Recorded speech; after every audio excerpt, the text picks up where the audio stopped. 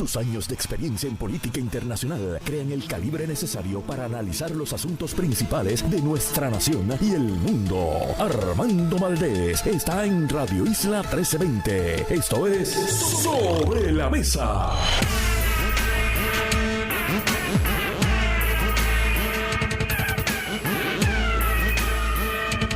Buenos días, Puerto Rico. Soy Armando Valdés. Usted escucha Sobre la Mesa por Radio Isla 1320. Hoy en Sobre la Mesa, Walter Vélez, Contralor Electoral, se sienta en Radio Isla 1320 a la mesa para hablarnos sobre las propuestas que trae para enmendar las leyes de financiamiento de campañas y para hablar un poco sobre las controversias que se han suscitado en días recientes con el caso de Ángel Pérez, el efecto del efectivo en el proceso de fiscalización de esos donativos y muchos otros temas sobre lo que hace el dinero en la política puertorriqueña. Además, Ángel Matos y José Pichi Torres Zamora estarán en el panel justo después de la entrevista con Walter Vélez, así que podremos pillarlos ahí y preguntarles acerca de las propuestas que traerá el Contralor Electoral a Sobre la Mesa. Además, Guillermo San Antonio, gran amigo, gran jurista, gran abogado y en este caso representante legal de uno de los involucrados en el caso de la Interamericana, la Universidad Interamericana, el licenciado Dominic Gilormini. Guillermo San Antonio estará con nosotros para hablar sobre los pormenores de ese caso que la semana pasada tuvo un desenlace al menos parcial en cuanto a una solicitud de desestimación. Y finalmente, en el último segmento del programa, a las 9:39 de la mañana, Karen Cana, directora ejecutiva de la Casa del Libro, se sienta con nosotros en la colaboración que tenemos con Casa del Libro y también con la Fundación Museo Felisa Rincón de Gautier aquí en Radio Isla 1320. Todo eso y por supuesto, como todos los días, el mejor análisis de los temas para hoy, 30 de marzo del 2023. Son las 8:03 de la mañana. Los asuntos del país tienen prioridad. Por eso llegamos a poner las cartas sobre la mesa. Vamos a poner las cartas sobre la mesa de inmediato. Hay varios temas que quiero discutir en la mañana de hoy. Comienzo con información que escuché esta mañana en Pegados en la Mañana. Reportaba Julio información que había recogido Mili Méndez en Dígame la Verdad en el día de ayer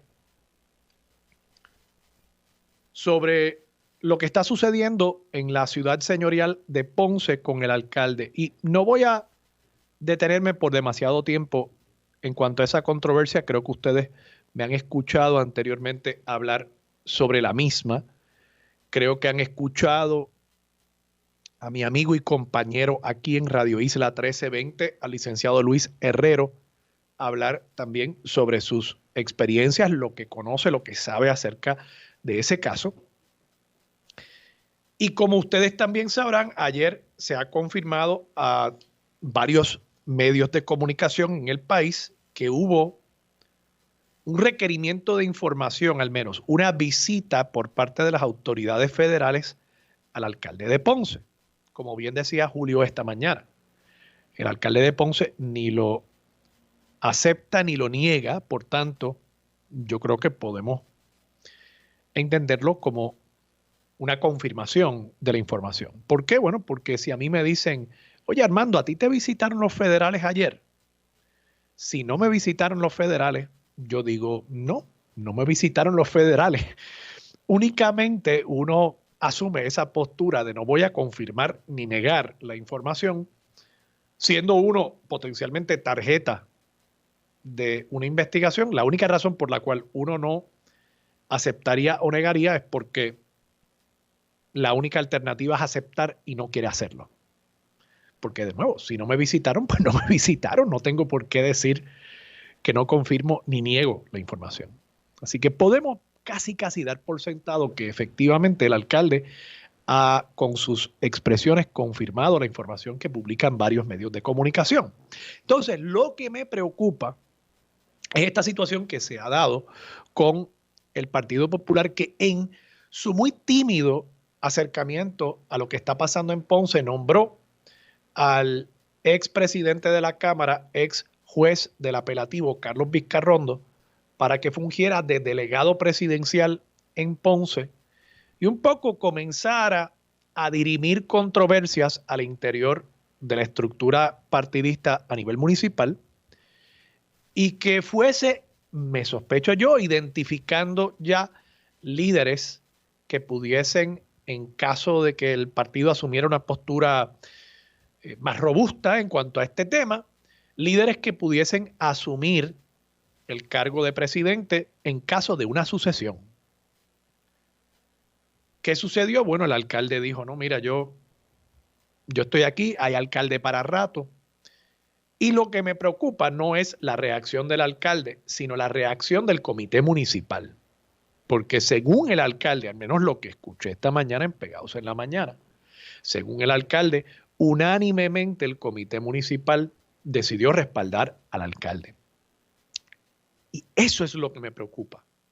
Y eso es lo que apunta a la necesidad de reformar la manera en que sustituimos a los alcaldes. Pienso yo en cualquier instancia, pero al menos del lobo un pelo, como decimos, al menos en esos casos en los que el alcalde tiene que renunciar o es removido por un caso de corrupción, al menos en esos casos debería abrirse el proceso electoral para escoger al sucesor a todos los ciudadanos irrespectivo de su afiliación partidista. Debería poder participar como candidato un PNP, un victorioso, un pipiolo, un miembro de Proyecto Dignidad, un candidato independiente que no esté afiliado al partido que eligió al alcalde que renuncia. Y claro, también podrían participar personas del partido del alcalde renunciante. Pero precisamente esta lealtad que ha demostrado unánimemente el Comité Municipal de Ponce, respaldando al alcalde cuando se le está llenando el cuarto de agua, apunta el que no haya habido ni siquiera una voz que haya podido disentir y decir, analicemos esto antes de emprender el camino de respaldar unánimemente al alcalde. Eso apunta al gran problema de entonces cuando suceda, si es que en este caso sucede, la remoción del alcalde, el problema que representa el dejar en manos de personas que le son leales al alcalde saliente, dejar en manos de ellos la selección de su sucesor. Porque probablemente al que van a escoger como sustituto va a ser a una persona que ya de por sí ha sido asesor cercano del alcalde, que ha estado metido allí en la alcaldía. Sabrá Dios hasta qué punto algunos miembros del comité municipal tenían conocimiento de lo que estaba pasando y ahora sienten la necesidad de respaldar al alcalde porque si no hay una especie de pacto de destrucción mutua. Tú me choteas, pues yo te voy a chotear a ti también. Y yo no me voy solo, aquí yo me voy a ir con par de gente, voy a arrastrar a par de gente. Y eso es lo que puede estar pasando. Aquí no estoy diciendo que sea lo que está pasando, pero ciertamente el hecho de que el comité municipal esté respaldando a un alcalde con toda la información que ha salido, sin entrar aquí siquiera en cuestiones penalistas de si le asiste la presunción de inocencia, que evidentemente le asiste, incluso hasta este momento al alcalde no se le ha acusado por los foros de ley y orden, no se le ha acusado de delito alguno. Así que en este momento ni siquiera le asiste la presunción de inocencia, es que es inocente, punto. Porque pues, igual que cualquier ciudadano es inocente. Ahora, eso es en el foro judicial, en la esfera penalista. En la esfera política son otros 20 pesos. Y en la esfera política, lo que ya se sabe de lo que está detrás de esta investigación del FEI le hace daño a Luis Irizarry Pavón, le hace daño al Partido Popular Democrático a nivel nacional y le hace daño al Partido Popular Democrático a nivel municipal. Y el que nadie en la estructura municipal del partido haya levantado su voz para decir, bueno, espérense, vamos a analizar esto con cuidado, gente. Aquí se nos puede ir la vida después de 12 años. Recuerden que Ponce era por muchos años, desde la época de Churumba y quizás desde antes. No sé lo suficiente de la historia de Ponce, habrá que preguntarle a Penchi. Pero por décadas era bastión popular, por lo menos a nivel municipal. Y Mayita Meléndez logra cambiar eso. Y está 12 años el PNP en dominio de la estructura municipal de la ciudad señorial. Y ahora el Partido Popular ha logrado recuperarlo y están poniendo en precario, poniendo en riesgo esa plaza, apoyando ciegamente a una persona sobre la cual han habido unos señalamientos muy serios y cuya acción debería, me parece a mí, provocar una reflexión al interior del comité municipal. Pero lejos de eso, lo que estamos viendo es simplemente el respaldo, la lealtad, el silencio. Eso le hace daño al partido y le hace daño al país. Y por eso, insisto, hay que asegurarnos de que tenga un costo para los partidos el que un alcalde que puso ahí una estructura partidista resulte acusado, convicto, removido por casos de corrupción. No puede ser que ese entonces reclame pertenencia, propiedad sobre el escaño de alcalde, porque entonces ese mismo grupito políticamente incestuoso que colocó ahí al alcalde, que está ahora defendiendo al alcalde, va en la eventualidad de una renuncia a ser los que entonces escojan quién va a sustituir al alcalde, probablemente de entre ellos mismos. Y de esa manera se perpetúa, de esa manera tenemos más impunidad, de esa manera potencialmente se encubre a nivel municipal otras cosas que podrían haber estado pasando. Y por eso insisto, este caso de Ponce, esa lealtad que estamos viendo por parte del comité municipal es la mejor evidencia de que hace falta cambiar las leyes. Vamos a ver si algún partido se da cuenta, algunos legisladores se dan cuenta, más allá de figuras como José Bernardo Márquez, que ya lo ha planteado, suficientes como para mover este proyecto en la legislatura. Así se dan cuenta que aquí se les va la vida y que aquí hay una oportunidad para distinguir a un partido de otro. El partido que decida, vamos realmente a meterle mano a la corrupción, vamos a terminar con la impunidad, vamos a terminar con esta idea de que los partidos son dueños de los puestos públicos. Ese partido yo creo que se crece y empieza a marcar una diferencia de cara a las elecciones del 2024. Pero, por lo visto, queremos seguir protegiendo las finquitas pequeñas, no pensando en el país, no pensando estratégicamente. Y veremos qué costo tiene eso tanto para el Partido Popular Democrático como para el Partido Nuevo Progresista en apenas unos 20 meses que faltan para las elecciones del próximo año.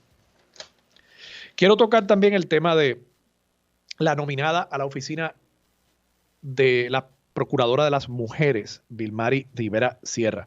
Dice José Luis Dalmau, cito, estoy aquí citando de un artículo en el periódico El Nuevo Día, lo firma Nidia Bauzá. No he contado los votos, pero he dicho y vuelvo a decir que ante lo que uno escucha de los compañeros en el Senado, de los diferentes partidos y de la vista pública, uno puede saber quiénes están inclinándose a votar a favor y quiénes en contra. Y si uno se deja llevar por eso, no tiene los votos. O sea, José Luis Dalmau está anticipando que en este momento no hay los votos. Yo creo que muy probablemente el presidente del Senado y también presidente del Partido Popular Democrático tenga razón acerca de esta falta de votos para la confirmación de la procuradora. Ahora, Creo también que es muy fácil escudarse detrás de lo que escucha en los pasillos y no asumir posturas. Y me parece que eso es una de las cosas que le molesta a muchos electores, particularmente a electores del Partido Popular Democrático, que el partido y sus líderes no lucen como figuras que asuman posiciones y que las defiendan, sean las que sean.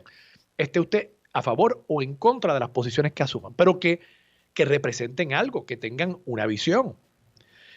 Y me parece muy fácil, de nuevo, incluso él no dice que ha contado los votos, por el contrario, no he contado los votos. Pero he dicho y vuelvo a decir que ante lo que uno escucha de los compañeros, no tiene los votos. Bueno, de nuevo, eso es una especie de artificio político, retórico, para no decir cuál es su posición, para no ejercer el liderato. ¿Cree el presidente del Senado y presidente del Partido Popular Democrático que Avilmary Rivera Sierra, persona que le ha dedicado 18 años de su vida a trabajar con los albergues de violencia doméstica y de género en Puerto Rico, que tiene una hoja de ruta que aún líderes religiosos como el presidente de la Fraternidad Pentecostal, que hablamos sobre él la semana pasada en el programa, dice, yo no tengo objeción con su récord ni con su compromiso, yo no puedo decir nada malo sobre eso. Con lo único que difiero es sus posiciones en cuanto al tema del aborto y la perspectiva de género. Cosa que de paso el asunto del aborto no lo va a decidir ella desde la Procuraduría de las Mujeres. Eso es un asunto que en este momento está establecido por jurisprudencia a nivel estatal y ella incluso creo que no es abogada, así que ni siquiera podría litigar el caso. Pero de nuevo, estamos ante una persona que parecería, en cuanto a lo que uno esperaría en la hoja de vida de la persona que va a ocupar el cargo, esta persona parece reunir todas las destrezas, toda la experiencia, todo el compromiso, todas las capacidades. Y simple y sencillamente porque se difiere de ella en cuanto a 1 o 2 puntos de política pública, pues entonces ya ahí eso ha detenido por completo este proceso en el Senado. Que de paso, si por eso fuera, pues aquí no habríamos confirmado a nadie. O sea, ¿acaso los populares no tendrán diferencias con, no sé, Manolo Sidre, Carlos Mellado, que es abiertamente pro anexión de Puerto Rico con Estados Unidos? ¿Acaso la mayoría de los miembros de la legislatura en este momento, pienso yo, no tienen diferencias de criterio con Carlos Mellado en cuanto a temas políticos? Pero fíjense ustedes que lo confirmaron. ¿Por qué? Bueno, porque es un salubrista, es una persona que me parece a mí ha demostrado ser efectivo como secretario de salud, ha tenido sus luces y sus sombras, pero está haciendo el trabajo, reunía las cualidades necesarias para ser secretario del Departamento de Salud. Entonces, evidentemente en un sistema como el nuestro, donde el gobernador es de un partido y la legislatura de otra, pues van a haber diferencias en cuanto a otros criterios que no tienen que ver con la gestión necesariamente de esa persona en administrar la agencia.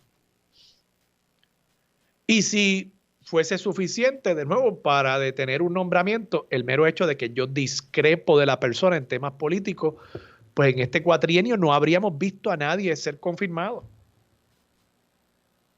Entonces, ¿por qué con este tema no puede haber espacio para ningún tipo de disensión? ¿Por qué en este tema hay personas que reclaman, siendo varones, que ella represente a todas las mujeres, como si eso fuera posible?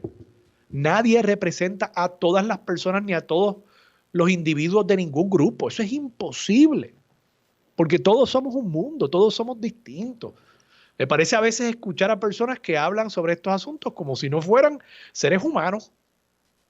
O sea, como si no tuvieran la experiencia de ser un individuo pensante con libre albedrío, con sus pasiones, con sus amores, con sus frustraciones, ¿verdad? Todos somos distintos, todos somos un mundo aparte.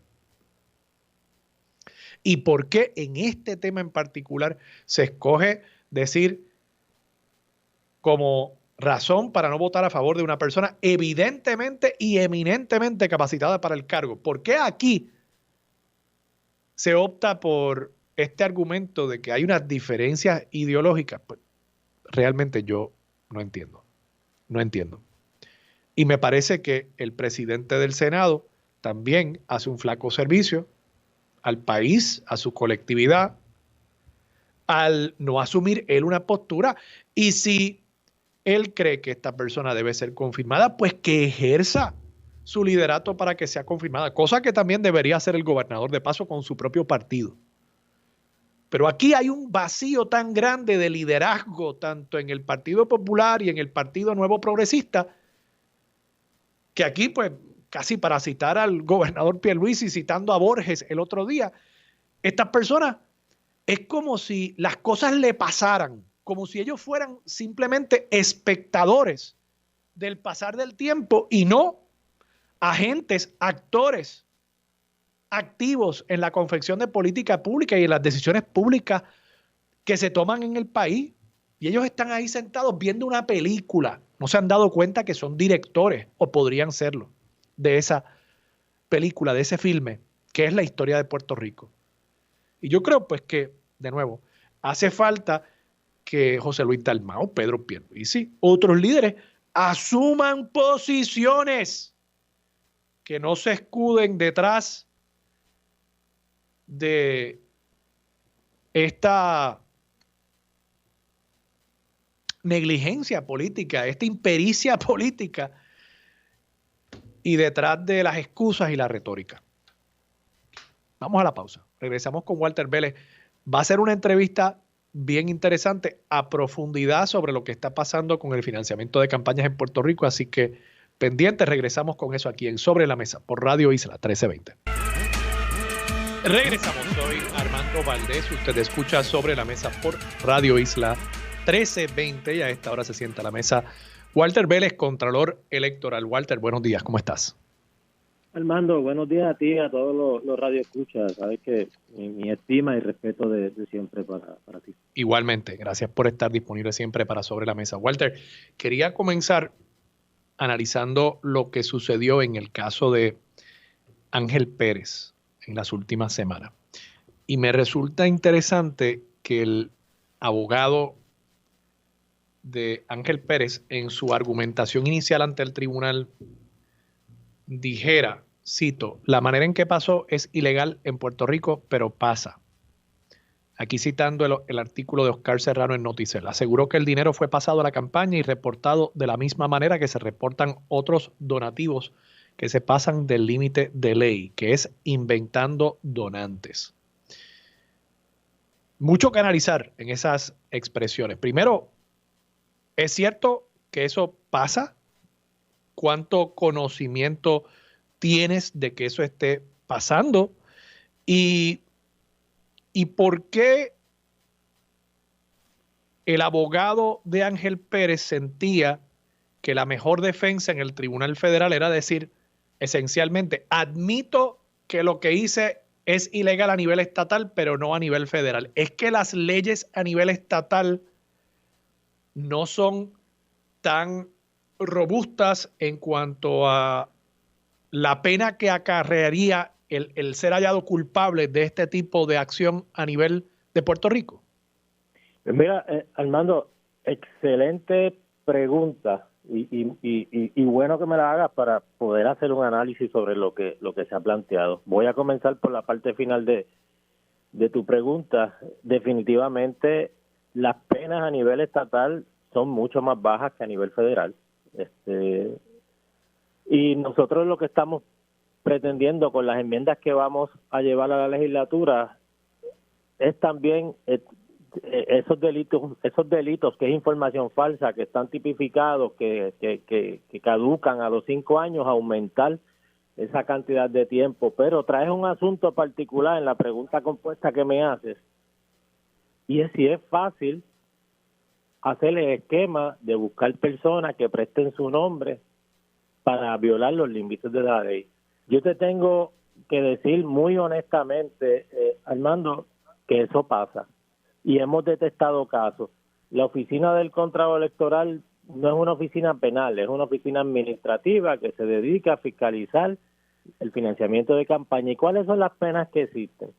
Cuando nos hemos dado cuenta, y lo pueden ver en los informes de auditoría, que enviamos una certificación de donativo a un donante que aparece y nos dice, no, yo no he dado ese donativo, es devolución del dinero, multa al comité, y si logramos determinar que se radicó un informe falso, pues entonces hacerlo referido al Departamento de Justicia para poder determinar que un informe se radicó de manera incorrecta a sabiendas, pues la evidencia es bien complicada de conformidad con la ley.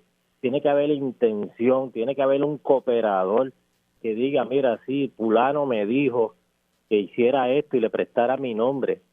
Eso es bien complicado comprobarlo. Yo te tengo que ser muy honesto en este análisis. ¿Qué estamos haciendo? En el día de hoy, de hecho es la primera entrevista que doy hoy es contigo y te lo puedo decir, vamos a estar radicando un anteproyecto ante la legislatura a los fines de atajar esos flancos que quedan abiertos en la ley de financiamiento de campañas políticas en Puerto Rico. Te pregunto, Walter, y quiero entrar también en el detalle de esa medida, pero si efectivamente ustedes identificaran, digamos, no solamente un donativo que una persona quizás se le olvidó, sino que, digamos, identificaran en un informe 30, 40, 50 donativos que las personas que aparecen ahí les dicen, no, mira, yo no hice ese donativo, ¿no? Estableciendo, vamos a decir, un patrón. Eso se refiere a justicia. ¿Qué tipo de pena podría acarrear ese delito? Pienso, no sé si los informes se radican bajo juramento, no sé si comenzando por un delito quizás de perjurio. Sí, se radican bajo juramento y como tú muy bien planteas, la multa es de 3 a 5 veces la cantidad informada de manera ilegal. ¿Eso es una multa penal o administrativa? Administrativa. Administrativa, ok. Y de corroborarse con la evidencia que se recoja y algún cooperador que por declaración jurada nos presente evidencia de que hubo un esquema para esto, pues eso está tipificado como delito y se refiere a justicia y la penalidad sería de 1 a 3 años de cárcel. Esa penalidad nosotros estamos sugiriendo en esta medida que se aumente.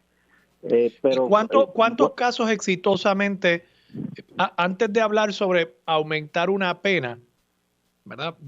Si me dices que nunca se ha procesado a nadie o que nunca se ha logrado una convicción por ese delito, pues aumentar la pena y mantener los elementos del delito intactos no va a hacer mucha diferencia. ¿Cuántos casos efectivamente se ha logrado una convicción por ese delito? Pues mira, yo ahora mismo le tengo que decir que no recuerdo cuántos casos se han visto. Sí hemos referido asuntos al Departamento de Justicia y a la Oficina de la Contralora por esta situación en el pasado. Pero sí estamos pidiendo a la legislatura que esos elementos para poder comprobar ese delito se bajen, Armando, porque es que la evidencia que tenemos que recopilar tiene que ser tan contundente que la persona lo hizo a sabiendas, de manera contumaz, obstinada, y la evidencia es demasiado robusta para uno poder llevar. Oye, yo pienso que podría, igual que hay delitos, por ejemplo, de homicidio negligente, ¿verdad? Que no requiere un elemento de intención por la naturaleza del delito, ¿verdad? Porque estamos hablando de un delito de negligencia. Pues uno podría quizás establecer un elemento un poco más flexible. De nuevo, si hay un 5, un 10% de los donativos que los donantes niegan haberlos hecho, pues quizás eso sería suficiente, quizás no para 3 años de cárcel, oye, pero por lo menos 6 meses. O sea, vamos a tratar de buscar la manera de que efectivamente se pueda probar el patrón. Hablando de eso, Walter, bueno, antes de pasar a la otra pregunta, ¿Te consta o no te consta que esos referidos que has hecho en el pasado han producido al menos una acusación o no sabes? No, no, no. Ahora mismo hay un asunto que no lo puedo divulgar. Está basado en lo mismo, el mismo ejemplo que tú has señalado. No tiene que ver con los casos que salieron en el tribunal. Logramos la restitución del dinero, pero está en un proceso de investigación por este mismo esquema. Okay. El esquema de recibir donativos y adjudicárselo a otros individuos que no son realmente la fuente del donativo. Es correcto, es correcto. Okay. Te pregunto, en general, no ese caso que estás intimando, en general, ¿tienes alguna estadística de cuántas de esas cartas que ustedes envían regresan con el donante diciendo yo no hice ese donativo? Pues mira, yo te puedo decir que mi opinión y por lo que he visto, de cada 10 cartas que se envían, al menos una de ellas llega diciendo, mire, yo no he dado donativo a tal candidato o a tal partido político. 10%. Algunas veces, Armando, pues mira, el comité se equivocó y pues José Rivera, ¿cuántos existen en Puerto Rico? Mira, este no era. Seguro. Escogí el que no era, pero hemos tenido casos, como te expliqué, que hay un asunto ahora que ya se logró la restitución del dinero y se refirió para investigación que los donantes hablaron, era un esquema parecido y dijeron, fulano me dijo que le prestara mi nombre y lo utilizara para estar en los informes de ingresos y gastos como que yo fui quien dio el dinero, aunque ese dinero no salió de mi bolsillo. Eso te iba a decir, me sospecho que aquí, y tengo que irme a la pausa, ya Lira aquí me está haciendo señales, me sospecho que en algunos de estos casos no es tan sencillo como lo planteó Osvaldo Carlos en el tribunal de que se inventan donantes, es que hay una colaboración por parte de la persona cuyo nombre aparece ahí. Claro, y de familiares, de hijos, de amigos, de cuñados, de socios, sí, es algo orquestado, Armando, algo orquestado. Y quizás en ese sentido, ese 10% que tú dices podría ser hasta más alto. O sea, en la medida en que hay unas personas participando, claro, pues esas personas también tienen un incentivo para encubrir. Claro. Y eso reciben la cartita y dicen, sí, ese donativo es mío, aunque no haya sido de ellos. Sí, Walter, tengo que irme a la pausa. Cuando regresemos seguimos hablando de este tema y también quiero entrar en el proyecto de ley, anteproyecto que vas a estar presentando hoy en la Asamblea Legislativa para atender estos temas a futuro. Con eso regresamos en Sobre la Mesa por Radio Isla. Regresamos. Soy Armando Valdés. Usted escucha Sobre la Mesa por Radio Isla 1320. Sigue sentado a la mesa Walter Vélez, Contralor Electoral de Puerto Rico. Walter, te pregunto, el tema del dinero en efectivo, ¿no hace eso mucho más fácil el esquema de estos donantes que no son los donantes que simplemente aparecen registrados en el informe como donantes, pero realmente alguien le dio 20,000 pesos en efectivo a una campaña política y ese dinero entonces lo reparten entre donativos de 200, 300, 400 pesos en una lista de personas que realmente no hicieron el donativo? O sea, si elimináramos el efectivo y para hacer ese truco tuviesen que ir al banco, depositar el dinero, sacar un cheque de la cuenta, eso incluso implicaría ya, podría ser jurisdicción federal en la medida en que lo estarían haciendo en bancos regulados por el gobierno federal. ¿Eso no detendría en algo este esquema de donantes inventados o falsos? Sí, Armando, estoy completamente de acuerdo. Esto abonaría grandemente a minimizar los asuntos que estamos viendo hoy. Fíjate, y lo que está pasando en Puerto Rico no de ahora, ya esto viene de hace muchos años. Hay una ecuación en el financiamiento de las campañas que es la que ha trastocado este asunto, y es el donativo anónimo, el donativo en efectivo y los contratos en el gobierno a cambio, lo que llamamos quid pro quo, inversionismo político. Esos tres asuntos han sido medulares por los pasados 15 o 20 años en casos que se han visto sobre personas que cometen ilegalidades en el financiamiento de campañas. estoy completamente de acuerdo con lo que planteas, y nosotros preferiríamos que en un sistema como el que vivimos, pues, los donantes, los donativos provengan de cuentas debidamente registradas en la banca, que tiene unas regulaciones, se sabe de dónde proviene el dinero, si es de la nómina de trabajo o de alguna otra fuente ilegal. En el caso del efectivo, es un reto para las oficinas fiscalizadoras, no tanto en Puerto Rico, en países de Latinoamérica, saber la procedencia del mismo. Oye, y es que, Walter, yo no me explico, ¿verdad? Y los políticos siempre dicen que es que hacen bingo y hacen recogido de dinero en la luz con una latita y venden camisetas, pero yo veo informes donde hay $1 millón en el año 2020, por ejemplo, en las auditorías que tú hiciste, $1 millón en efectivo. Y cuando tú vas a los informes, son donativos de 200, 300, 400 pesos en efectivo. Entonces yo digo, caramba, una persona que dona esa cantidad de dinero tiene una cuenta de banco. O sea, ¿por qué se apareció ahí con cash? O sea, me está muy raro. Puede ser que haya gente, ¿verdad? Pero una proporción tan grande, ¿a ti no te causa algo de suspicacia? Claro, Armando, en las auditorías vimos casos de personas aportando $2,800 desempleadas. Cuando le pedíamos copia de los estados de cuenta, no tenían mucho dinero en la cuenta.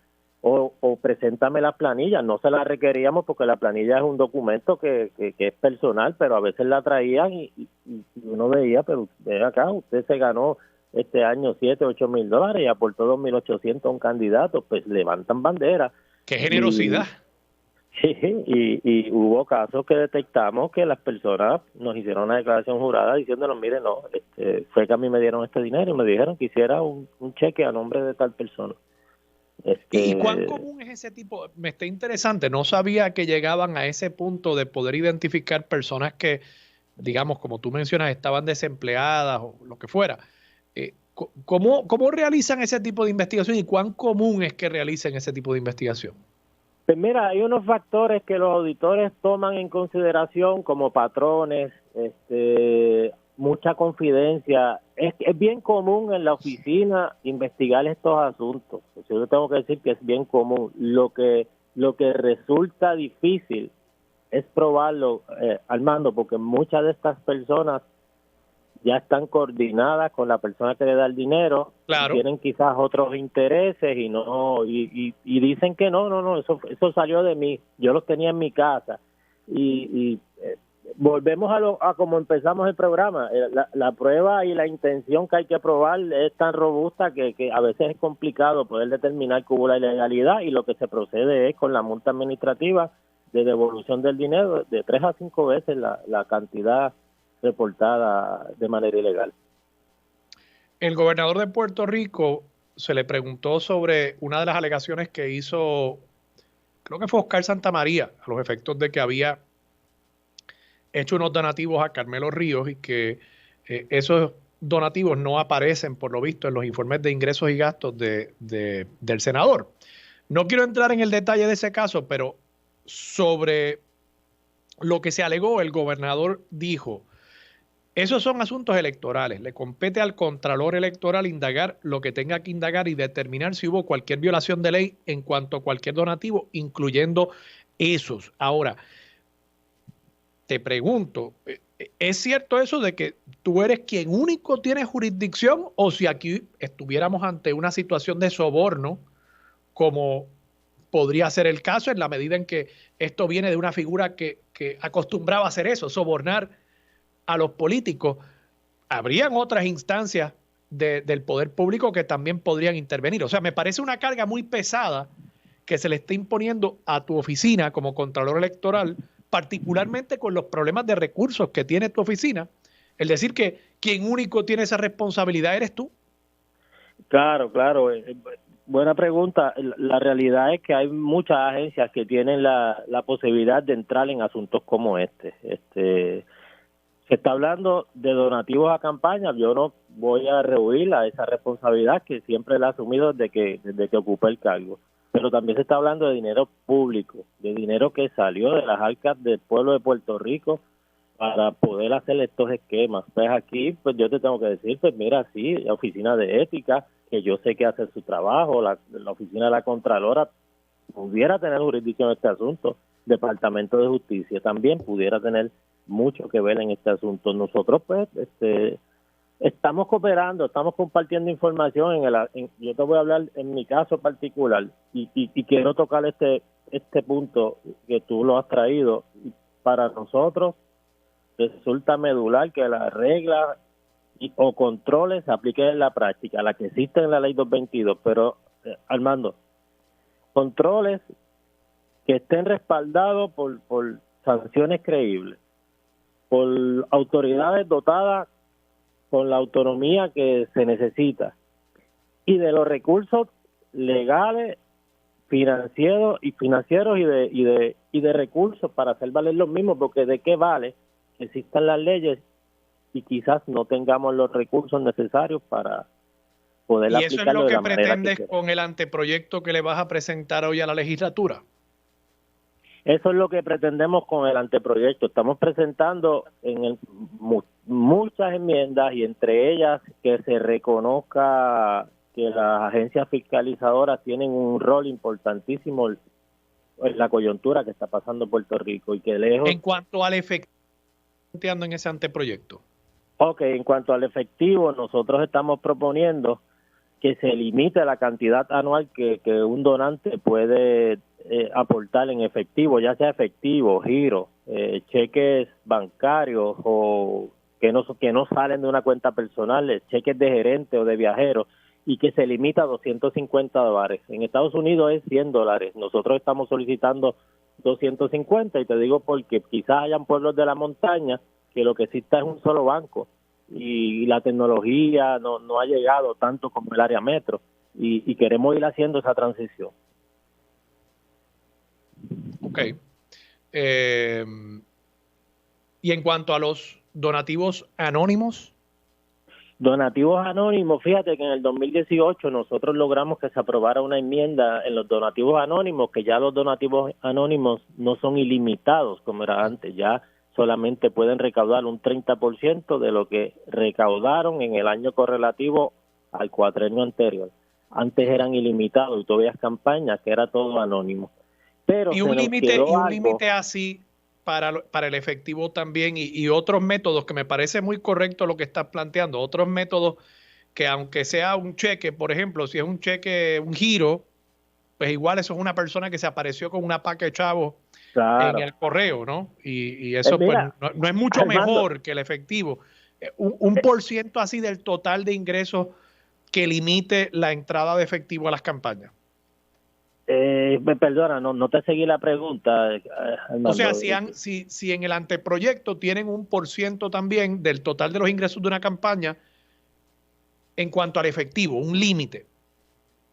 Pues mira, en el caso, el límite que estamos proponiendo es que una persona no pueda aportar más de 250, pero no se está limitando una totalidad como pasa con los donativos porque ahí anónimos. Todavía se presta para que alguien done $1,000 y lo dividen en 4 donativos de 250, ¿no? Claro, pudiera se lo hace un poquito más difícil, tienen que buscar más gente, pero de todas formas se puede hacer. Claro, pudiera darse el caso. Estamos buscando ir llegando a una transición para que se entienda. Aquí hay muchos argumentos, Armando, como son los derechos constitucionales de libre expresión, de que no se puede limitar, que son derechos constitucionales. Mire, si en Estados Unidos es $100 lo más que una persona puede aportar, que es de donde sale el argumento de que no se pueden violar los derechos constitucionales. Bueno, en el FEC ya se hace. Igual pasa con los donantes los donativos de personas que están contratadas. En Estados Unidos no se permite. Pero hay un punto importante que solamente quería tocar contigo. En el caso de los donativos a gobernadores, los anónimos no estaban limitados. Nosotros estamos proponiendo que en donativos anónimos solamente un candidato a gobernador, lo más que pueda recoger al año son $300,000. Ahí sí estamos limitando. Bueno, Walter, muchas gracias por estar disponible para Sobre la Mesa. Un abrazo, hermano, siempre a la orden. Un abrazo a ti. Vamos a la pausa, regresamos con más de Sobre la Mesa por Radio Isla. Yo soy Armando Valdés, usted escucha Sobre la Mesa por Radio Isla 1320.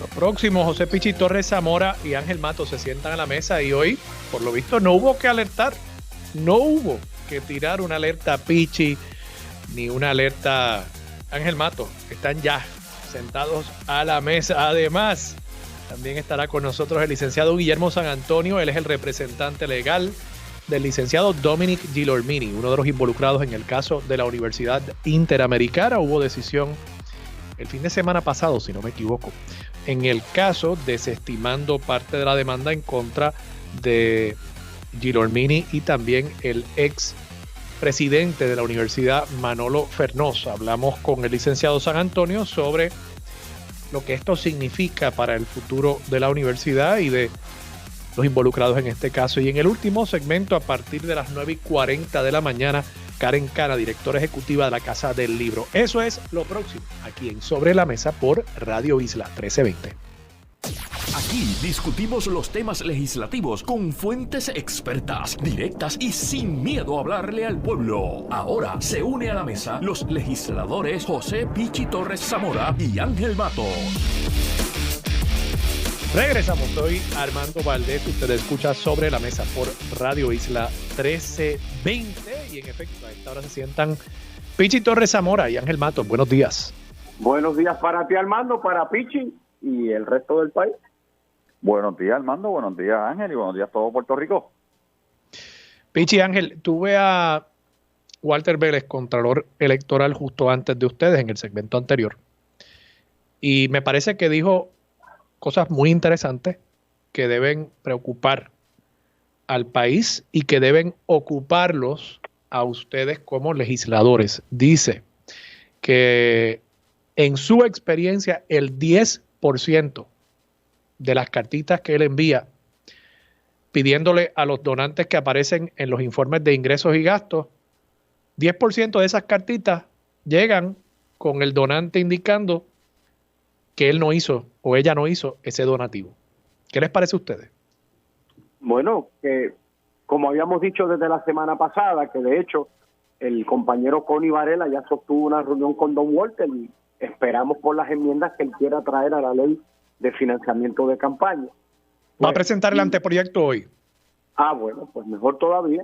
Pues la realidad es que si el 10% llega diciendo que no fue la persona, ¿cuáles son los pasos investigativos ulteriores para ir fabricando lo que terminaría siendo, verdad?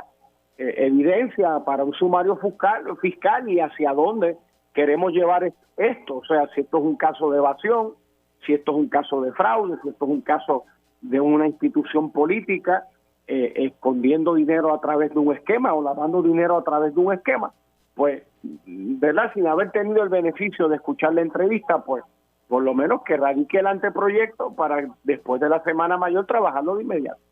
Pero 10% te parece alto, ¿verdad? Bueno, el 10% es un número significativo porque recuerda, el 10% de qué universo de cartas que él envía y sobre todo de cómo está construido en términos de dinero esas cartas. Porque no es lo mismo, oiga, usted hizo un donativo de 100 pesos, sí o no, algo me dice que deben ser donativos mayores. Pichi. Mira, como yo lo veo, obviamente todo, yo creo, por lo menos en mi campaña hubo un fundraiser, y te lo digo claramente sin problema. Hubo un fundraiser donde se enviaron las cartas correspondientes durante la actividad. Obviamente están las personas que pagaron, las personas que fueron invitadas y no pagaron. Se sometió la información y una persona equivocadamente se puso el nombre que no era de una persona. La persona recibió su carta y le dijo, mira, yo no aporté. Llegó la carta a mi comité entonces evaluó, llamó, preguntó exactamente, era una equivocación, se sometió a la persona como correspondía. El Contralor Electoral le envió la carta a la persona que correspondía y se clarificó el asunto. Pero dicho en justicia, Pichi, a tu punto, que yo creo que es válido, Walter dijo que en efecto habían algunos casos de ese 10% que era, pues mira, una equivocación porque hay muchos José Rivera, ¿verdad? Y pues hay una equivocación, eso pasa. Ahora, evidentemente no son todos los casos, ni son la mayoría de los casos de ese 10%, ¿no? Entonces, no podemos irnos por el caso anecdótico del error, tenemos que irnos a los datos, y los datos crudos apuntan a un problema sistémico. Y de paso, quiero añadir, estos son los donantes que dicen, ese donativo no es mío. Pero como bien me decía Walter, y tiene toda la razón, ¿y qué de los casos en los que hubo coordinación con el donante? Entiéndase, alguien llamó del partido o del comité de campaña y le dijo a José Pérez Rivera, mira, José Pérez, vamos a poner un donativo tuyo aquí de 500 pesos. ¿No tienes problema con eso? No, no hay ningún problema, claro que sí, todo por mi partido. Y pues José Pérez Rivera, al haber participado, ser cómplice de la comisión de al menos ese acto antiético, pues no tiene un incentivo para que cuando le llegue la cartita él ser honesto, sino que por lo contrario, tiene todo el incentivo del mundo para decirle al Contralor Electoral, sí, efectivamente yo hice ese donativo. Incluso, de paso, nos dijo Walter Vélez que hay personas, y yo no sabía que hacían y que indagaban tan a profundidad, que hay personas que aparecen como desempleados, que hay personas que tuvieron ingresos de 7,000 pesos el año pasado y de pronto se maxearon con un candidato. Bueno, la realidad, o sea, te hago mi ejemplo, eso no significa que no esté de acuerdo con verificar hacer enmiendas al código ¿verdad? De Contralor Electoral y de recaudación de fondos en Puerto Rico, que lo he dicho, o sea, todo lo que venga para mejorar el código, sea lo que sea, bueno para Puerto Rico. Pero sí, o sea, dentro de lo último que dijiste, yo te puedo decir, el Contralor Electoral hace indagaciones frecuentes, verifican nuestras campañas, verifican las redes sociales, hacen cuestionamientos. Por ejemplo, te puedo decir, en la campaña del 2016, yo recibí una carta de Contralor Electoral porque yo afortunadamente en dos elecciones, en dos primarias corridas de diferentes, tuve el mismo número de primaria, el número 6 en la papeleta del PNP para primaria. Así que las postales o las cartitas que me habían sobrado de una campaña las estaba usando en otra, y el Contralor Electoral me envió una carta y me dijo, mira, usted está entregando unas postales y no vemos en su ¿cómo se llaman? En su informe que usted haya comprado ningún tipo de parafernalia, ¿verdad? O tarjetas como esa. Y yo dije, nada, yo estoy usando las mismas del año pasado, por esto y lo otro. Se enviaron la documentación, se hizo la investigación y sin problema. Así que dentro de eso tengo que decir, o sea, como he dicho, el equipo del Contralor Electoral es un equipo excelente que trabaja haciendo el trabajo que tienen que hacer y las indagaciones correctas. El Contralor Electoral también me indicó que uno de los problemas que había, que hacía que, por ejemplo, como en el caso de Ángel Pérez, los políticos prefieran ser procesados a nivel estatal que a nivel federal, es que las leyes a nivel estatal tienen unos elementos para probar el delito que son una vara tan alta que esencialmente nunca se puede probar. Y fue uno de los puntos que le planteaba a Walter, porque Walter dice, bueno, yo quiero aumentar las penas, pero si nunca hemos logrado la convicción con las penas que tenemos, pues de nada vale aumentar las penas, ¿no? Entonces, él está hablando de también flexibilizar un poco esos elementos de los delitos para que sea más fácil procesar cuando uno identifica un patrón evidente de, por ejemplo, donantes inventados, donantes de agua. Ángel. Bueno, lo que te iba a decir es, también yo quiero ver en el anteproyecto si la ley del Contralor Electoral tiene para que a motu propio, cuando se federalice un caso, él pueda convertirse, o número uno, en amigo del proceso judicial a nivel federal, o número dos, tener un acuerdo con el gobierno federal, o número tres, si él puede, una vez un caso de estos aflora, comenzar una investigación y radicar a nivel estatal con la ley como la tiene o como quede a futuro. Pero tal vez de nuevo, ¿verdad? Cuando esto empezará cuando se radique el proyecto, a ver hacia dónde vamos. Y como te había dicho anteriormente, si bien es cierto que ya hay ATH móvil y otras herramientas, no te sorprenda desde ahora, hermano, porque ya uno ha ido punteando en la legislatura alguna ventana pequeña para lo efectivo que dará para los que practican el bingo cada 2 meses en su comité municipal, o para los que hacen rifas de poca monta ¿verdad? Los que rifan televisores y electrodomésticos para levantar un dinero, pero lo que beneficie para el lavatón grande erradicarlo, bienvenido sea.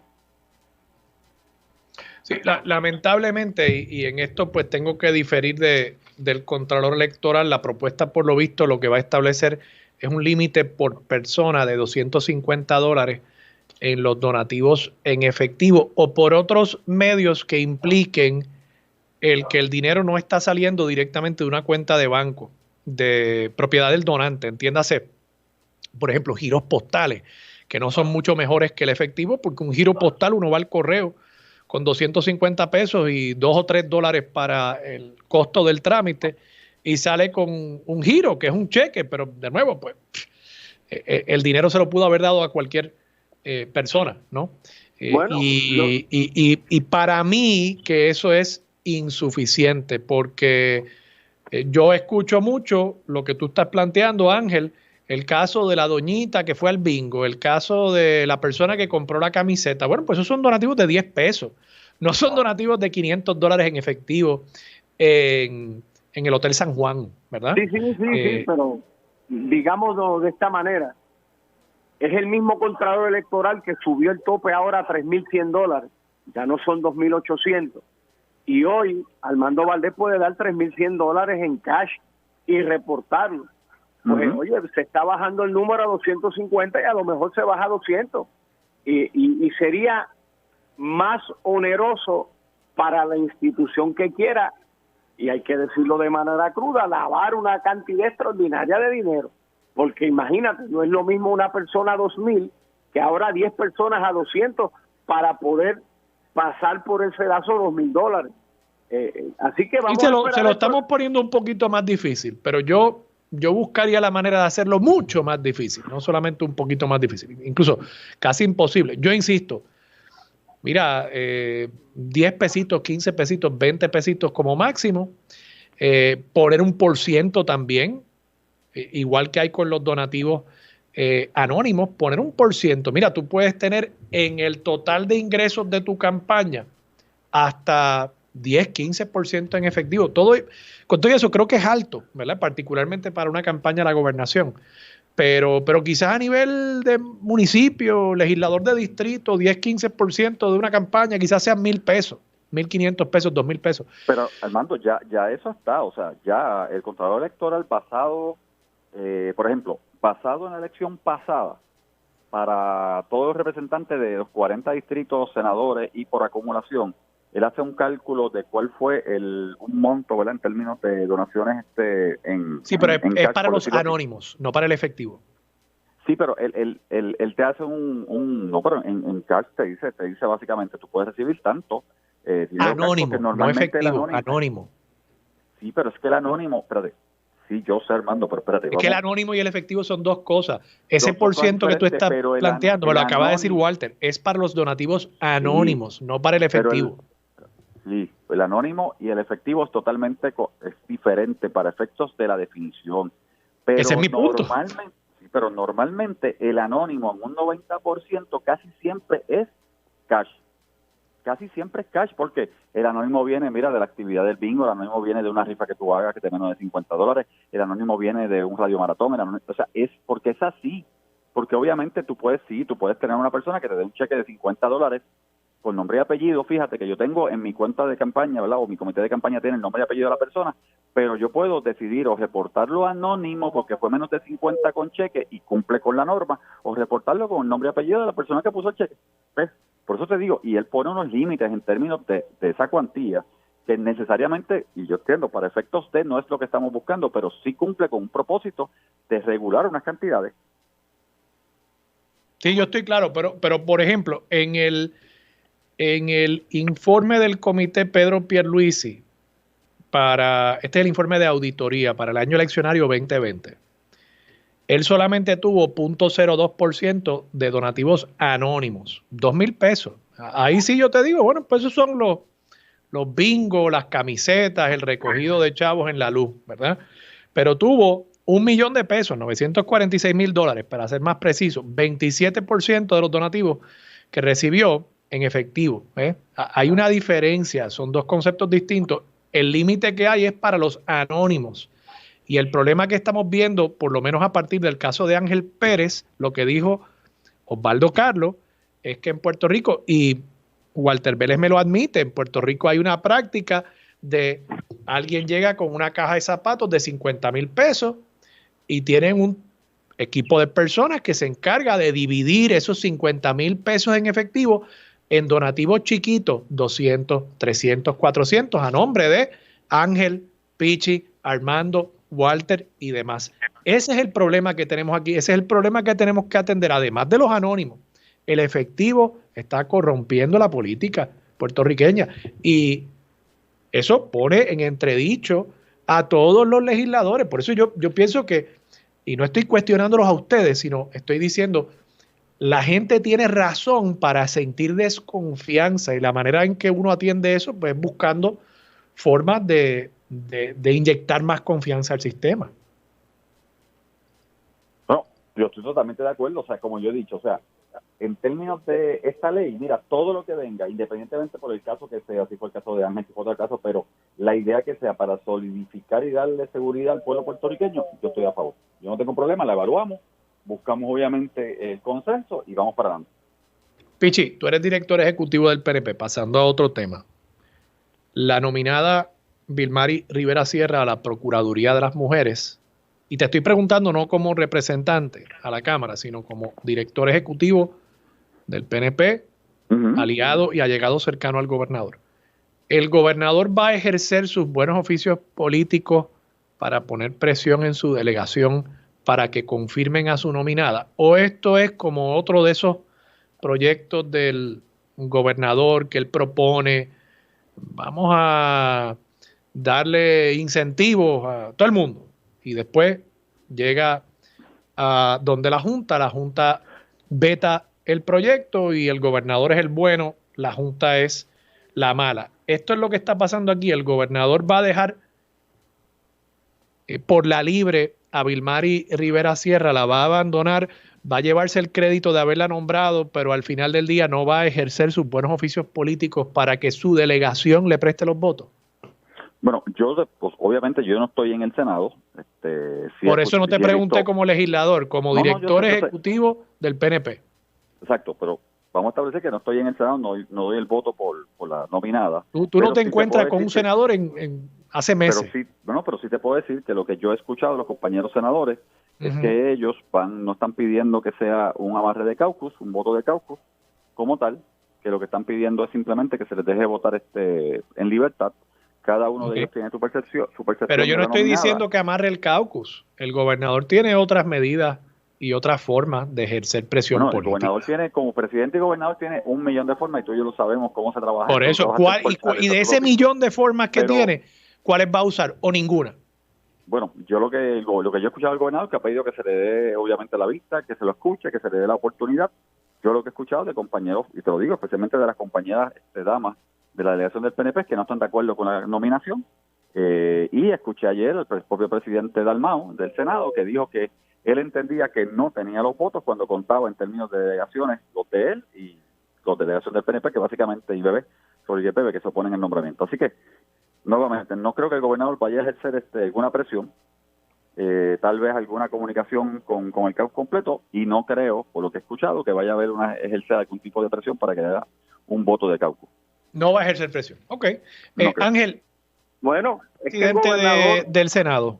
Es que el gobernador no ejerce sus facultades para buscar el consejo y el consentimiento de su delegación, que aunque no es mayoritaria en el Senado, pero son 10 y 12 los populares y como 4 o 5 independientes, de partidos minoritarios, ¿verdad? Vargas Vidal, Rodríguez Weber, el PIB, la Rivera Lacén, ¿verdad? Entre otros. Pues, o sea, ¿cuántas conferencias legislativas para nominados el gobernador ha citado? Yo creo que 0. ¿Cuántas veces ha convocado su caucus a Jajome o a Casa de Playa en Fajardo o a la misma Fortaleza para, no la conferencia legislativa para proyectos de delegación, sino para, mira, yo voy a someter estos nominados? De hecho, no llamó a priori a Tomás Rivera Chávez a decirle, mira, estoy considerando esta nominada para la oficina de la Procuradora de las Mujeres, ¿Qué te parece, Tomás? Habla con el caucus, déjame saber. Nada, él los nombra y que Dios te bendiga. Y pues así las cosas, pasa lo que pasa. O sea, este nombramiento ha tenido el repudio de la delegación del PNP de ab inicio. Medio mundo habló en contra de esta nominada y criticaron a don Pedro Pierluisi por haberla nominado sin consultar. Pues así las cosas. Hoy nos enteramos, hoy el anuncio que hace José Luis Dalmau, pues para mí nada nuevo bajo el sol. Ahora bien, ¿verdad? Después del receso de Semana Santa, hay que puntear dónde está el PIB, Victoria, Dignidad, el Independiente, que ahí nada más tú tienes 5 de 14 que hacen falta, pues entonces hacen falta 9 valientes. Y entonces, ¿dónde está el senador de más alto rango del PNP, entiéndase dentro de la estructura, que es Carmelo Ríos? Sálvame, Pichi, él es el director ejecutivo, el coordinador del partido. Yo soy director ejecutivo, Carmelo secretario y Gabriel subsecretario. Secretario. Si ustedes estuvieran en el Senado, ¿a favor o en contra del nombramiento? Bueno, en mi caso particular yo estaría a favor de la nominada porque tiene las credenciales para correr para la oficina y aquí Seguro. lo que se le está creando es una faena abstracta, o sea, una guerra filosófica en donde el PNP conservador siempre trata de buscar votos, pero como diría en la escuela superior, aquí lo que pasa es que hay gente que está buscando bulla. Oye, y si fuese un asunto de que la diferencia filosófica es suficiente como para votarle en contra, pues a Pierluisi esta legislatura no le habría confirmado un solo nombramiento, porque yo usé el ejemplo de Carlos Mellado. Carlos Mellado, secretario de Salud, me parece que es un funcionario relativamente efectivo, pero es estadista. Y en este momento la mayoría en la legislatura no es estadista. Además de lo peligroso y arrojado del gobernador de estar apostando de que aquí está el millón para los alcaldes de los municipios, yo lo convertí en ley, y la Junta es mala, me lo vetó. Eso es apostar que el país y el elector es ignorante, porque el gobernador fue a la Junta y defendió el aumento al salario mínimo, defendió el aumento de 1,000 pesos a los maestros. Pues entonces, ¿por qué no fue a defender el millón de pesos de los municipios? Hay que tener mucho cuidado porque que yo recuerde, Pierluisi no es Calgualenda y mira cómo acabó ese muchacho. Tengo que irme a la pausa, pero Pichi, no quiero irme sin que nos digas a favor o en contra de Vilmary Rivera Sierra si estuvieras en el Senado. Si estuviera en el Senado, te digo claramente, le votaba en contra y tengo mis razones. En contra. En contra. Una persona que ha sido nominada, porque fue nominada, no tiene que salir corriendo a borrar todas sus redes sociales, como ella hizo. Yo no había escuchado esta denuncia de que ella borró sus redes sociales. Sí, busca, ella borró las redes sociales. Oye, ustedes son bien creativos, ustedes buscan un montón de razones, Espérate, Armando, que esa es nueva y la estoy apuntando. Apúntala, yo no había escuchado esa. Pichi, nos diste una primicia aquí. La voy a buscar, Pichi. ¿Tú no sabías que las compañías para contratar te buscan las redes sociales? Es lo mismo en el gobierno, especialmente. No, yo sé, pero es que, no sé, nadie había planteado eso y mira que le han buscado maneras de tener este nombramiento, han buscado todas y tú te inventaste una nueva. Lo que pasa es que cuando Qué bien. Opinión, gracias, Pichi, gracias, Ángel. No está bien, dale. Vamos a la pausa, regresamos con más de Sobre la Mesa por Radio Isla 1320. Usted escucha Sobre la Mesa por Radio Isla 1320 y a esta hora se sienta a la mesa el amigo. Y a veces uso la palabra amigo con demasiada frecuencia, pero en este caso, I really mean it. Un gran amigo, un distinguido abogado, un gran abogado también. Guillermo San Antonio Macha. Buenos días, Guillermo, ¿cómo estás? Buenos días, Armando. Gracias por esa introducción. Un placer estar aquí contigo y con la radio. Dime que no es cierto que hay mucha gente que usa de más esa palabra amigo. Todo el mundo es mi amigo, todo el mundo es mi amigo. Es correcto, sí. Uno tiende a el conocido, pues uno le dice amigo. Pero nosotros nos conocemos, imagínate tú, desde hace muchísimos años. Yo me imagino casi 20, yo creo ya. Casi 20 ya, casi 20. Han sido 20 años de muchas experiencias y compartir, así que un abrazo, siempre un placer. Igualmente, Guillermo. Sé que ya pronto nos estaremos personalmente y hablaremos con así calma. Mismo es. Guillermo, te sientas hoy a la mesa para hablar sobre el caso de la Interamericana. Tú representas en este caso una demanda de la Interamericana contra una empresa y varios funcionarios, ex funcionarios de la administración, tú o de la universidad, debo decir, tú representas a Dominic Gilormini, ¿correcto? Yo represento, sí, al codemandado Dominic Gilormini. ¿Y qué pasó la semana pasada en este caso? Hay varios casos que están pendientes que la Universidad Interamericana ha presentado contra el licenciado Manuel Fernós y contra Dominic Gilormini. Hay casos que ellos han llevado, que el licenciado Fernós ha llevado a arbitraje y están sometidos a arbitraje. Hay demandas que se le han hecho a la Universidad Interamericana relacionado con esto en el Tribunal Federal.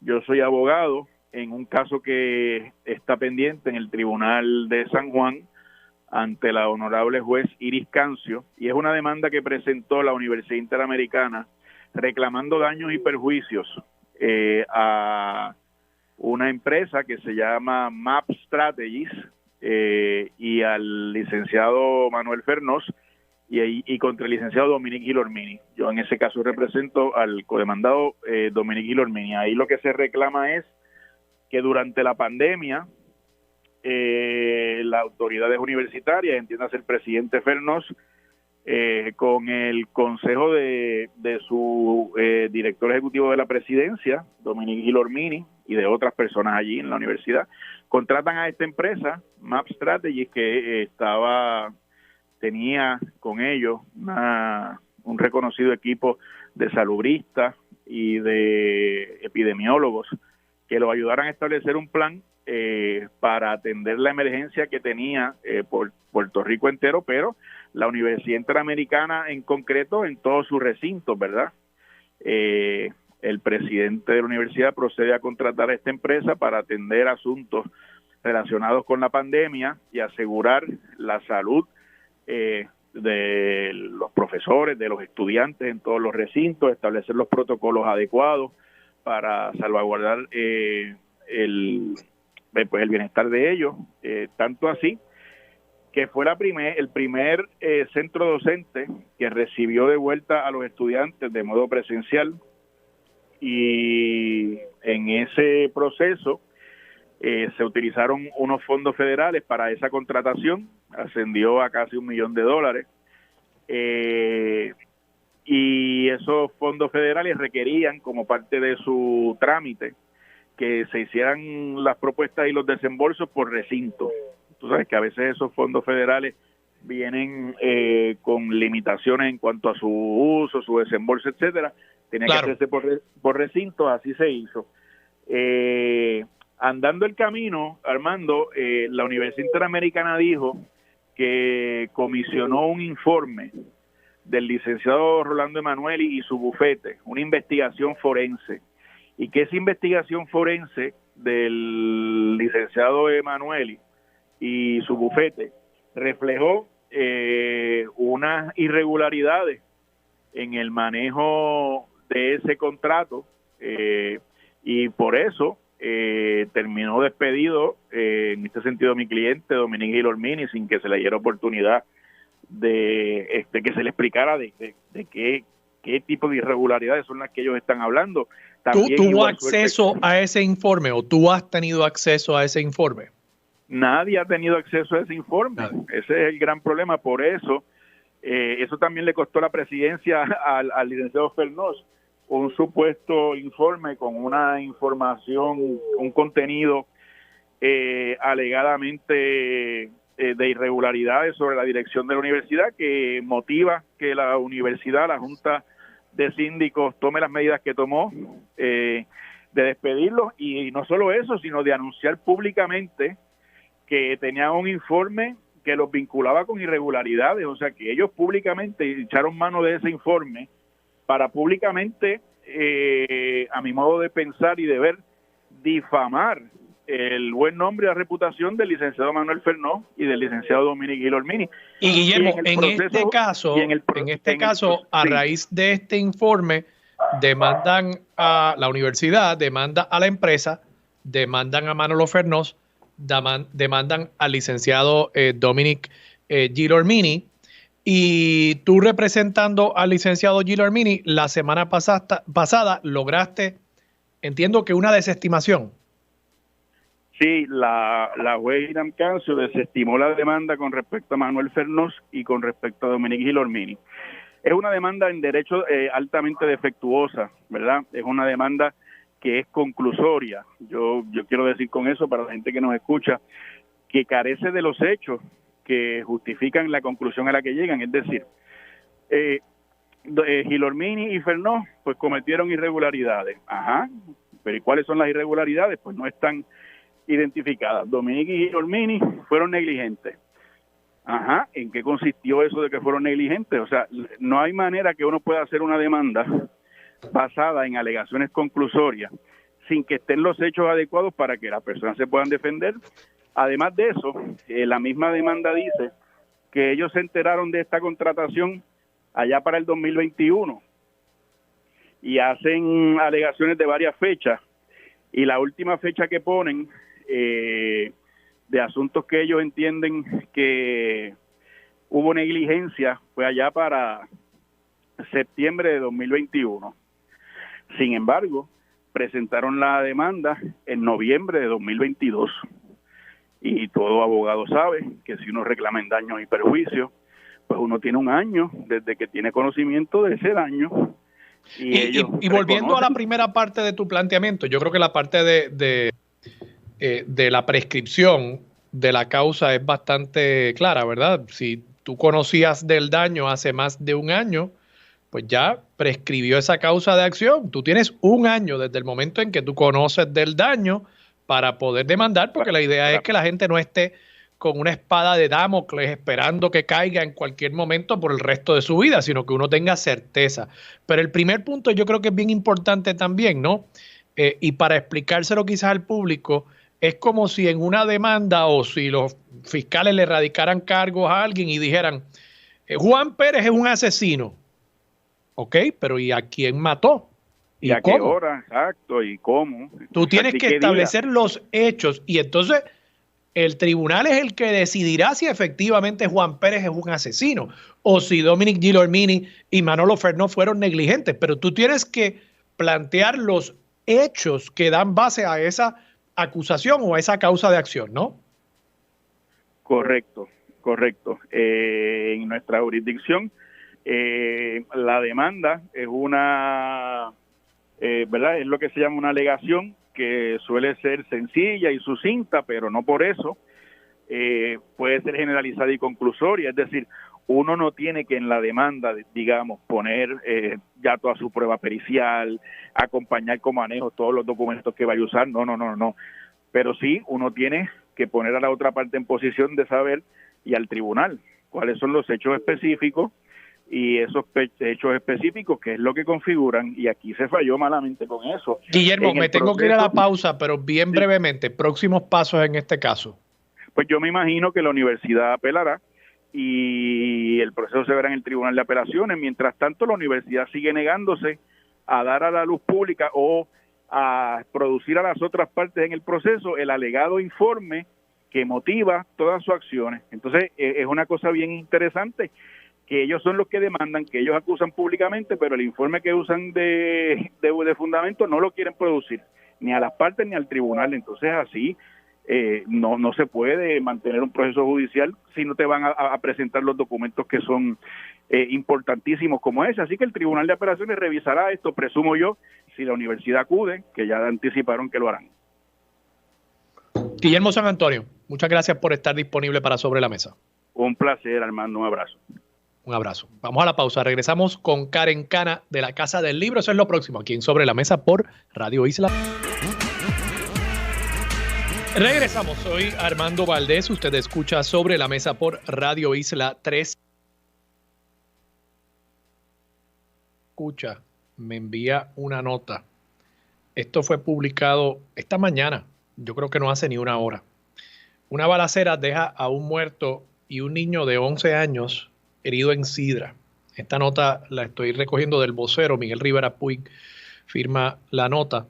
Dice aquí, un hombre apodado Calley resultó muerto en una intensa balacera registrada a eso de la 1:40 de la madrugada de hoy 30 de marzo, en los predios del residencial Práxedes Santiago, en la que un niño de 11 años que se encontraba durmiendo resultó herido en las piernas y otro individuo que estaba en el punto de venta de drogas fue alcanzado por varios balazos. Y dice la nota, correctamente, ¿no? El niño está siendo atendido en un hospital y las heridas no son de gravedad, diría yo. Las heridas físicas quizás no son de gravedad, pero la herida emocional de un niño que estaba durmiendo en su hogar y que lo cogió una bala, yo no me puedo imaginar la herida emocional para ese niño y para esa familia, para esos padres que siquiera en su propio hogar pueden sentir que están seguros. A menudo estas noticias de las cosas que pasan en los llamados puntos de droga, en los residenciales, en las barriadas, pues no le damos el mismo interés, no le prestamos la misma atención que los casos que suceden en ciertas urbanizaciones y en ciertos puntos de la zona metropolitana. Pero aquí también vive gente en todas esas zonas y también viven niños inocentes como este niño de 11 años que se despertó sangrando seguramente por una herida de bala mientras estaba durmiendo.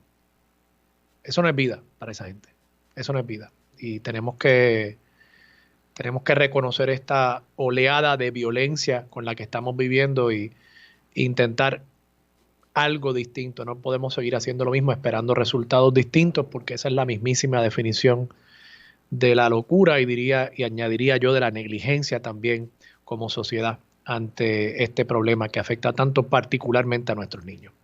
Tengo a Karen Cana en línea telefónica de la Casa del Libro. Karen, buenos días, ¿cómo estás? Creo que perdimos a Karen Cana. Bueno, estaremos haciendo la gestión. Le hago a manera de introducción.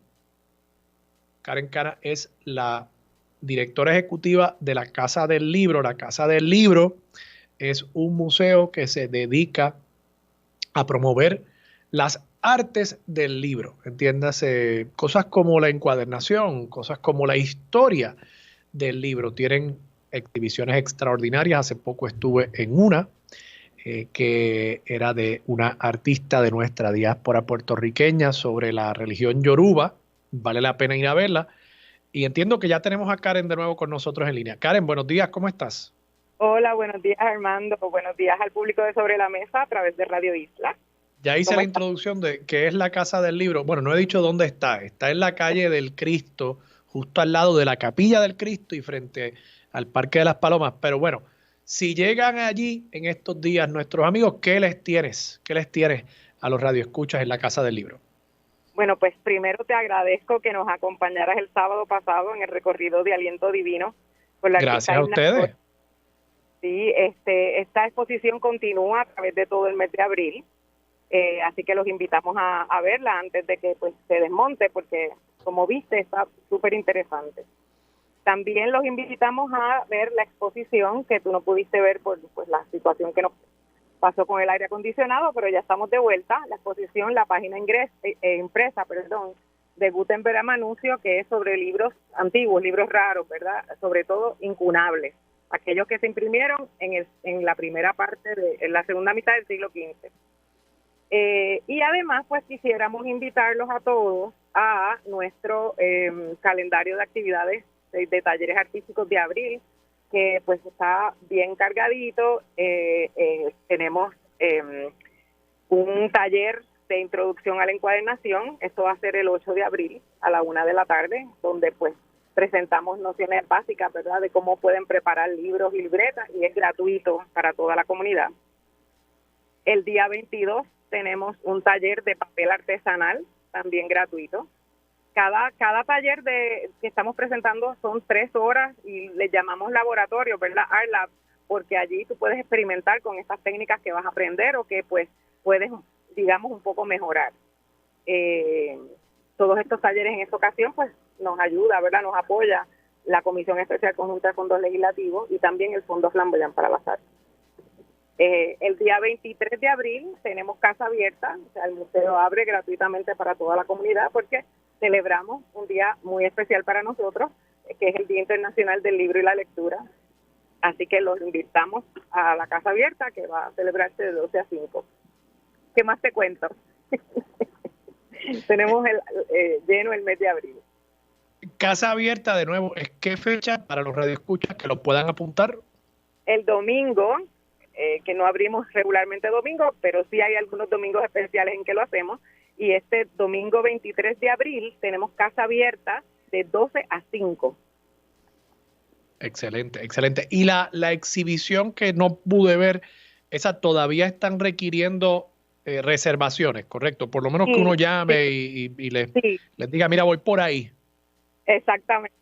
En la semana, sobre todo, porque no tenemos un personal asignado todo el tiempo, pues nos deben llamar para registrarse antes de la visita, por lo menos con un día de anticipación. Durante los días sábados sí tenemos programadas 2 visitas. Una es a la 1 de la tarde y otra es a las 3. Así que sí ahí ya pueden registrarse un poco con menos anticipación, nos pueden llamar unos 15, 20 minutos antes y si tenemos el espacio, lo vamos a recibir. Excelente. Bueno, pues Karen, te agradezco mucho que hayas estado disponible como siempre para Sobre la Mesa. Y de nuevo, para personas que quieran más información, yo supongo que ustedes tienen todos estos calendarios y actividades en sus redes sociales, Sí. ¿no? Sí, seguro que sí, los ponemos en las redes sociales y aquel que desee recibirlos, ¿verdad?, directamente a través de correo electrónico, también lo podemos hacer. Nos puede enviar un correo a info@lacasadelibro.org o nos puede llamar, como siempre, al 787-723-0354 para toda información sobre las visitas al museo o sobre los talleres que estamos ofreciendo. Y en las redes, ¿cuál es la cuenta?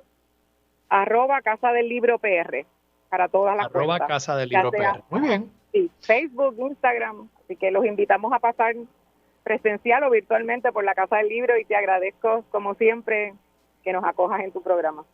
Gracias a ti, gracias por todo lo que hacen por la cultura en nuestro país, que es tan importante precisamente para tratar de combatir la cultura de la violencia. Tenemos que apoyar la cultura del libro, de las artes, de la música, de la cultura de nuestra gente buena.